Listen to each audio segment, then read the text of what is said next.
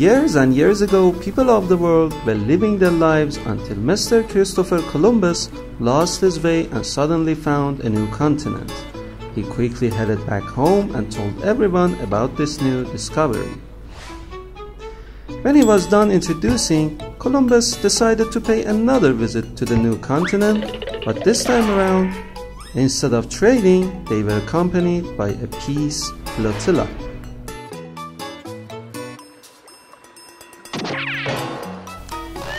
Anyhow, the peace flotilla was able to put 112 million indigenous people into peace through years and years of ethnic cleansing, and when they made sure that out of 52 major indigenous tribes, 48 of them were resting in peace and had ceased to exist entirely, they set on a mission to modernize the America and serve its people right, especially its indigenous people.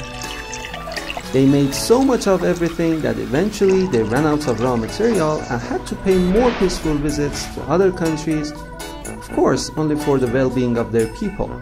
After making sure that all 2 countries were brimming with peace and their people were living in comfort, they felt the urge to bring their peace to countries that were not necessarily poor, and where else better than the Middle East? So they set sails to Middle East. The US and their best friend Israel were dying to bring peace there, but they were facing a major problem. Some people didn't like their idea of peace and would do anything to interrupt their plans. Never backing down from their peaceful efforts, they decided to kill thousands of Middle Eastern people and force their peace upon them. It took them years to realize that spending billions of dollars for war, their years of bloodshed and killing innocent Middle Easterners was pointless. They had to change strategies.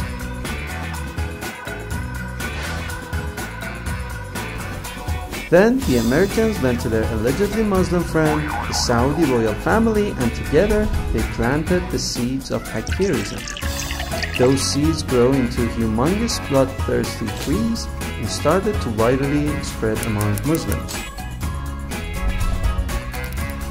Takfiris gave Americans and Israelis what they wanted. First and foremost, they provided Israel with more security. Up until that point, Israel was the main focus for Muslims living in and outside the region. And of course, they made hundreds of billions of dollars via selling weapons. And cheap oil? Yeah, that's right. Take out that dirty gooey stuff out of Iraq and Syria. Seriously, what good oil can be? Takfirism also prevents the spread of true Islam, because why would the US want an Islam that opposes their totalitarian and colonial policies? And finally, total destruction of the critical infrastructure in countries that are in war with Takfiris. This way, they will be sent back into the Stone Age and will always be dependent on the US. And above all, the US will gain control over the region with almost zero cost.